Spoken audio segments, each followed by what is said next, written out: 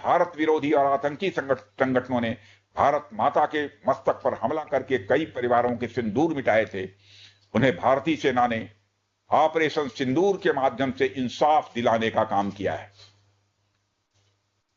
और इसके लिए आज सारा देश भारतीय सेनाओं का अभिनंदन कर रहा है। ऑपरेशन सिंदूर सिर्फ एक सैन्य कार्रवाई भर नहीं है, बल्कि भारत की राजनैतिक, सामाजिक और सामरिक इच्छा शक्ति का प्रतीक है।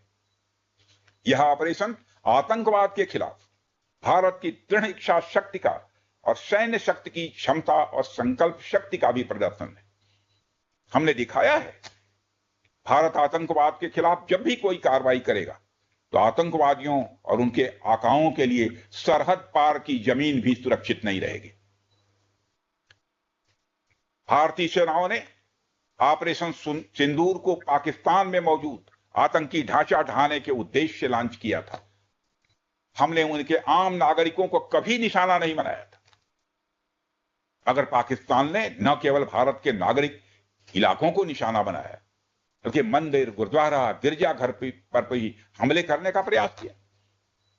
भारतीय सेना ने शौर्य और पराक्रम के साथ साथ संयम का भी परिचय देते हुए पाकिस्तान के अन्य ठिकानों पर भी प्रहार करके करारा जवाब दिया है।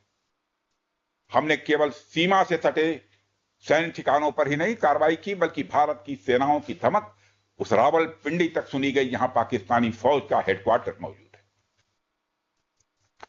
मित्रों, भारत में आतंकवादी घटनाएं करने और कराने का क्या अंजाम होता है, यह पूरे विश्व ने उरी की घटना के बाद देखा, जब हमारी सेना ने पाकिस्तान में घुसकर सर्जिकल स्ट्राइक की।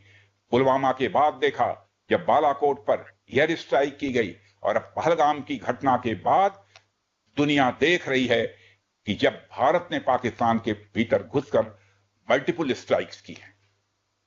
आतंकवाद के खिलाफ जीरो टॉलरेंस की नीति पर चलते हुए हमारे यशस्वी प्रधानमंत्री श्री नरेंद्र मोदी ने स्पष्ट कर दिया है कि यह नया भारत है जो आतंक के खिलाफ सरहद के इस पार और उस पार दोनों तरफ प्रभावी कार्रवाई करेगा। यह हमारे प्रधानमंत्री जी ने स्पष्ट रूप से यह संदेश दे दिया है।